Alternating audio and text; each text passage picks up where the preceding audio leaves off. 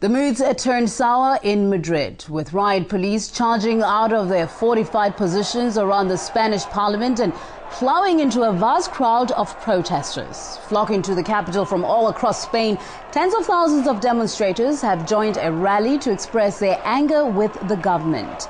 Let's go to RT's Jacob Greaves, who's at the scene with more on this. Jacob, good to see you there. Now, some brutal scenes we're seeing in Madrid. Bring us up to speed on what's happening there right now. Well, sure. In the last hour and a half or so, the situation here has really worsened somewhat. Now, we saw the front line of demonstrators clashing with police. There were some injuries involved there. After that, an ambulance had to fight its way through this amassed crowd. We saw someone being taken away on a stretcher. We've also seen protesters pelting police with objects as well. And really, we got an impression of some of the panic felt by those demonstrators as police pushed them back. There are thousands of people here hemmed into a very small space. So when they're being pushed back, they've got nowhere to go. Now, this is all in aid of the so-called Occupy Congress movement, and we've spoken to organisers throughout the course of today, and they say the aim wasn't to actually occupy physically the parliament itself, but what they do want to do is they want to send their message, make sure it's heard by those MPs inside parliament. That is anti-austerity and anti some of the cuts.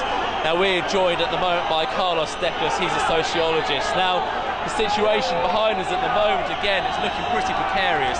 Is this worth it to try and get this message across? Well, I think actually that's the question of whether or not this is worth it is a question for the government and for the Troika of the European Union. What you're seeing out here right now is the Spanish and, by extension, the European citizenry reacting against austerity.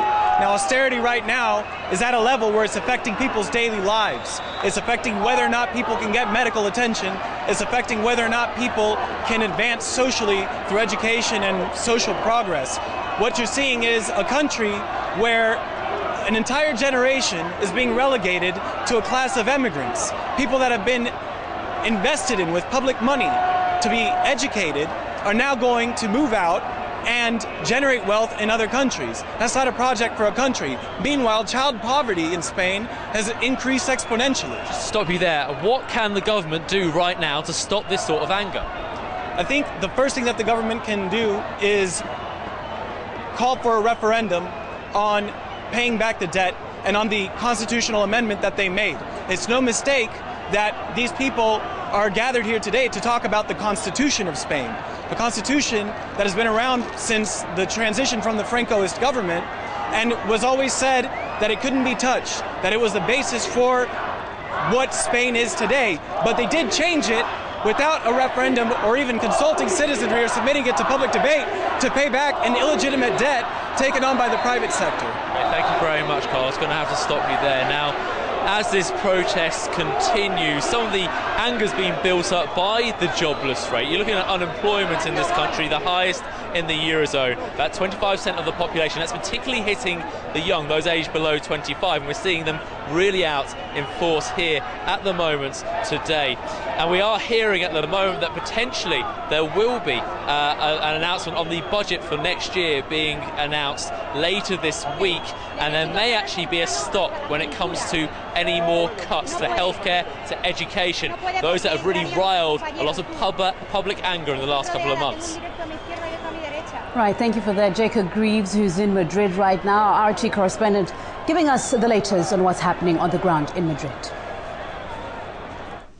Now, among the protesters' demands are the complete halt to austerity and the dissolution of parliament. But journalist and author Miguel Angel Murado says for that to happen, the indignants need a clear objective.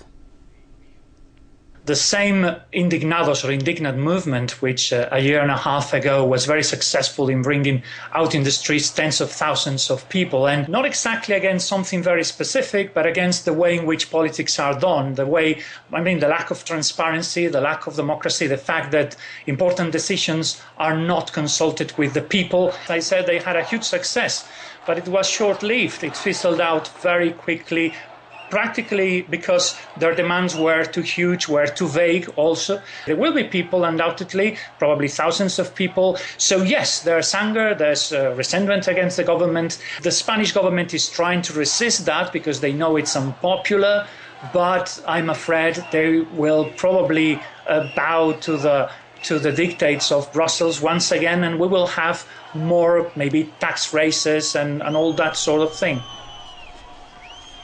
Right, just to remind you, if you've just joined us, people from across Spain traveled to the capital for today's demonstrations to show their anger against the government's handling of the financial crisis.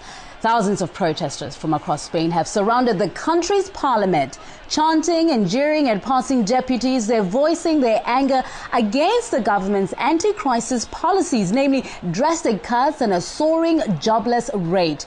Among people's demands are a complete halt to austerity and the dissolution of parliament. Now, just to remind you, these are live pictures from Madrid. The protest has been tagged Occupy Congress.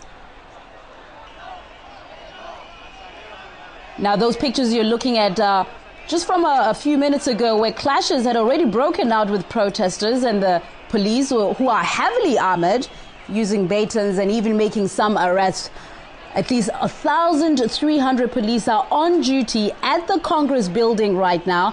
Now, Spain has, of course, seen the worst unemployment rate in the Eurozone, and the Spanish government is having to borrow heavily to cope with the effect of a recession and, of course, a collapsed property value. And people are feeling the heat. They're saying no more to these austerity measures.